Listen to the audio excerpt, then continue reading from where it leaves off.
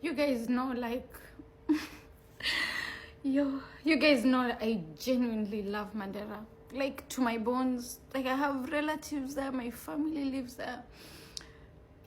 My grandfather lives there, I love him. And this is fucking breaking my heart, because there's nothing worse in the world than watching your people die, watching your people terrified, scared, and you can do nothing for them. There's no sorry there's no worse feeling. There is nothing worse than that in this world, being helpless. And I don't know if Mandera is Kenya at this point. And if we are not, mtuambie, we're between two countries now. Highest bidder can take us up.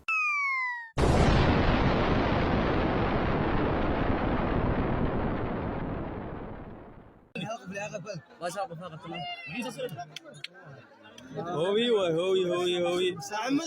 عفت Mandera ka tirsan oo ku soo dhacay waar gurigaan oo ku soo dhacay he Majama si ati nini isa ndo gidhapoa yenyewe ule CS wa defense tuya anafaa kukamuku nje ambiwa just nini endelea kama gavana wa Mandera Kenya alisema ni ukweli tu just wa Jubaland wameingia maeria, so CS wa defense anafaa kampianze kubanja seme nini endelea.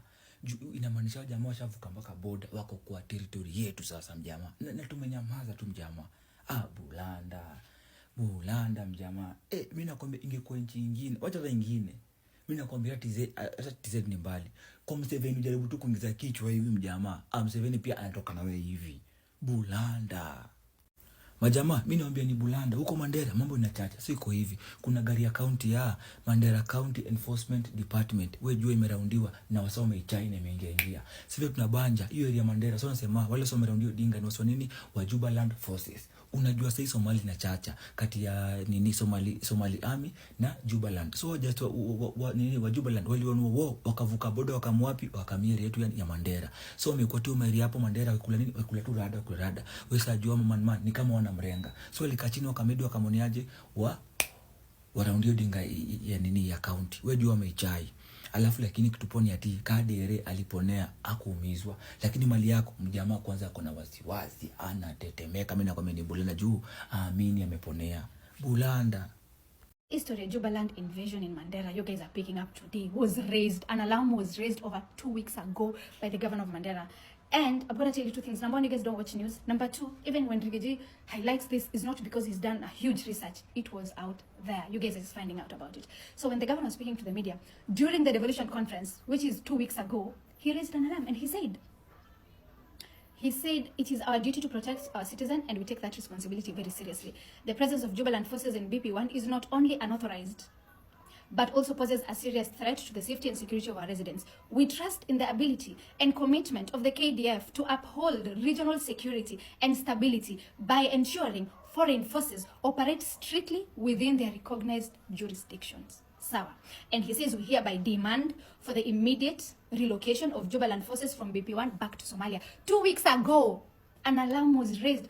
Na nimeona Rigathi mwambia, instead of attacking me, they should be protecting the people. An alarm was raised. Now to security matters, where Mandera Governor Mohammed Khalif has appealed for security officers in the border county to flush out what he termed as Jubaland insurgent causing insecurity. The call comes a day after one person died and one other was injured after they stepped on an IED on Wednesday. The county chief further expressed concerns about a possible, or rather the possibility, of this spilling insecurity from Somalia to the whole country. So when the fighting happens on the other side, and when one group is overpowered, they relocate to Mandera town. As we have been saying for the last couple of days, the Jubaland forces have been pushed out of Bulhawa, that is the Somalia town, and they are operating from the Mandera side, a place called BP1. Last night, unfortunately, we lost a mother. Now that we've established an alarm was raised over 2 weeks ago, I'm going to take you through the basics. Number one, Mandera is geographically by God himself placed between two countries, that is Somalia and Ethiopia. So if there is war in any of these countries, it is most likely going to spill over. It is a risk being placed between two countries. It is a risky place to be placed, okay? Number two, there are functions. There are national government functions and county government functions. Those of you who are saying, why is they not doing anything about? There are national government functions and county government functions. Study them. Hello, Kenyans, please, as you still try to ingest the American involvement in these terrorism activities in Kenya and other countries in Africa, I want to bring to the attention of the Kenyan government and CS Murkomen tafadhali.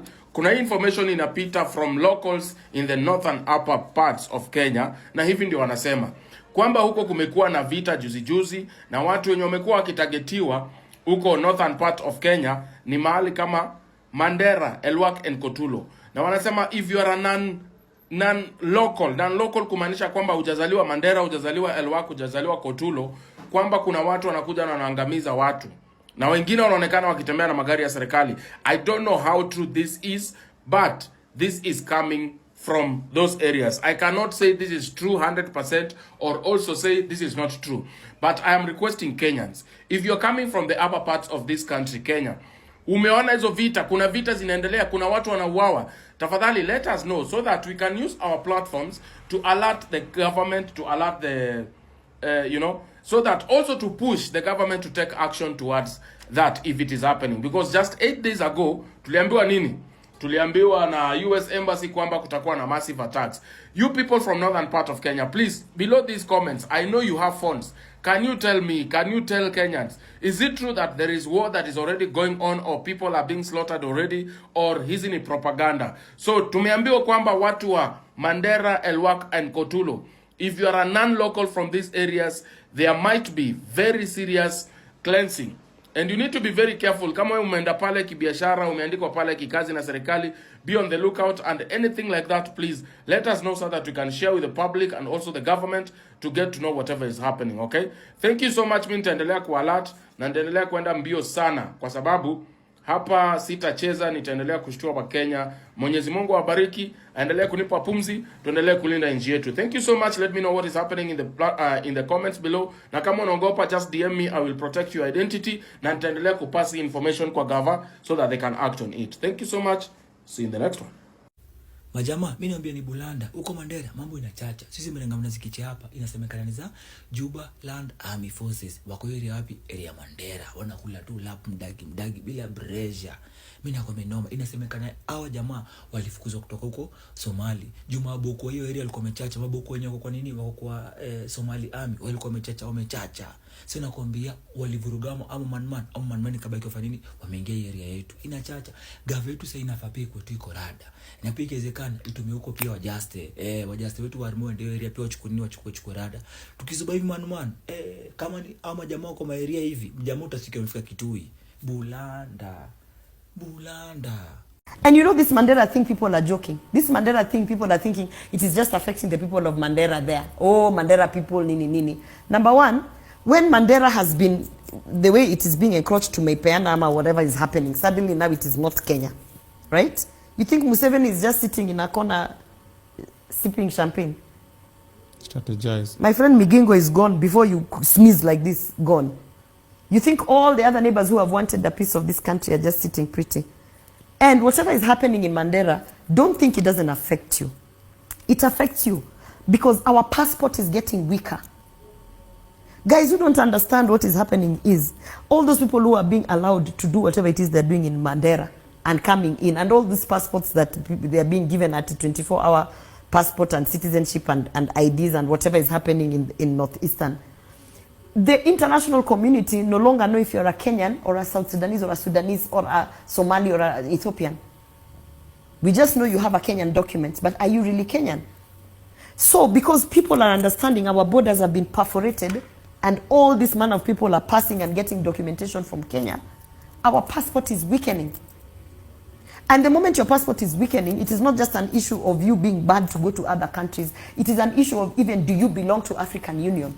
This one that we were fighting for, Raila, to be the chair. And when that happens, forget about now the logistics of entering and coming out. International trade is the next barrier that we are going to deal with. We have seen the US Senate is now investigating all these shenanigans. Why? Because NATO. When people are saying NATO doesn't affect me, let me tell you it affects you. Civil war doesn't start at tuamke leo tufanye civil war. It starts by the deterioration of independent institutions. You kill the police force, you kill the military, you kill independent institutions, you kill parliament, you kill we are selling off Kenya Pipeline and all this independent. And then what do you remain with? You remain with a shell of a country. When you have a shell of a country, you are so vulnerable. Why is the president not acting on the Mandera issue? Is a question we need to ask him. You think he doesn't know? What do you mean he doesn't know? Me, I saw Rigiji on this chair in Wamunyoro telling us things. Even I was shocked. You know, there are things I know and then there are things I'm like, hey, no wonder that day. I didn't know about that. Of course he knows. I have seen videos. Caroline Mtuku has posted on her, by the way, shout out to Caroline Mtuku, I follow you. She has posted on her Facebook stories all these videos of military activity of these Sudanese guys and whatever, doing whatever it is they're doing. A school has been captured and they're like, oh, by the way, screw you, you don't even need education. Hapo ndo tunakuja kufanya vitu zetu za kuenda kupigana Sudan. And you want to tell me that he doesn't know? The Mandera governor is in a corner hiding, doing a video, telling us that his county has been captured. And us guys are still sitting at Obina's show, sipping champagne. Let me tell you, civil war doesn't start at a, guys, venye mnasemanga Tuesday ni Tuesday, ati meenda maandamano. Civil war doesn't start like that. Civil war starts how you weaken and completely destroy institutions to a point that by the time it starts Obina, we will be doing this show here and we can't leave this compound. And what baffles me is, and this is why people think women, when we are given leadership, we can't do anything. Our Minister of Defense is like, where is she? Put out a bloody statement. So you can tell us. Guys are saying that military people doing their na KDF hakuna kitu wanafanya. What do you have to say about that, Soipan? You're the minister.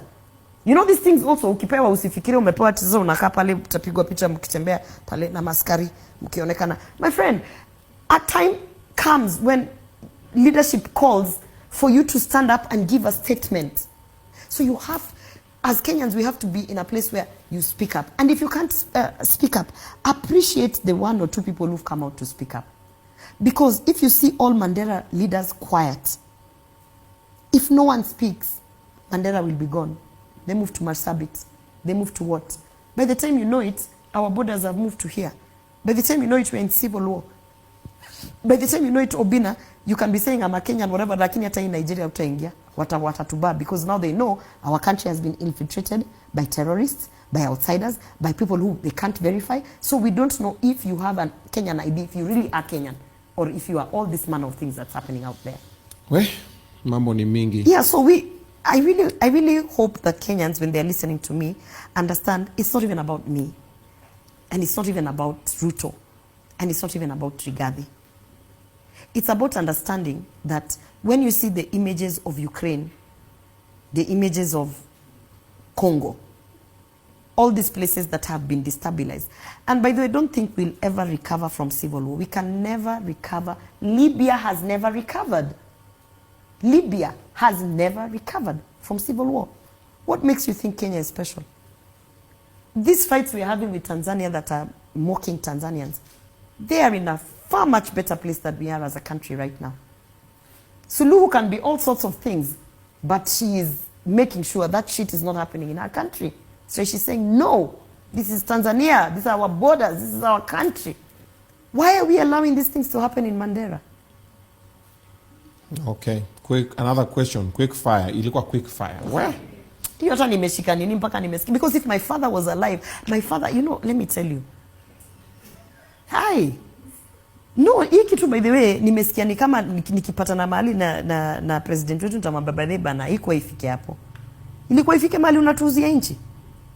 Ai bana, haikuwa ifike hapo. Hizi vitu zote zingine tunaweza deal nazo, hata adani tunaweza pigana hapo, lakini tuuzie nchi hivi tu tukiona hivi na macho. Haikuwa ifike hapo. Jubaland forces in Mandera County.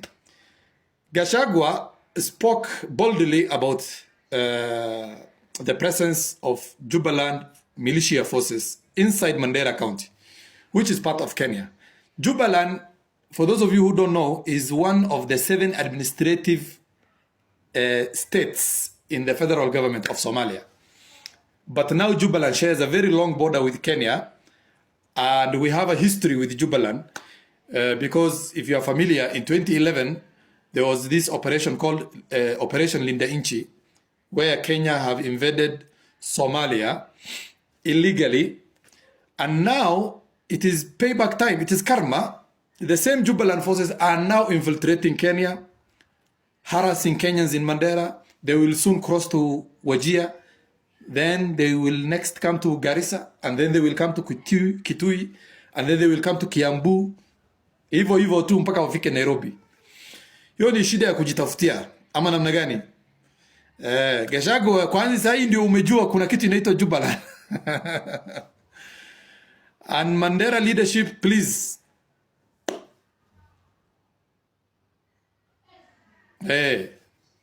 Mfanye vile mnafaa kufanya bwana. Have a lovely night, people. Bye bye.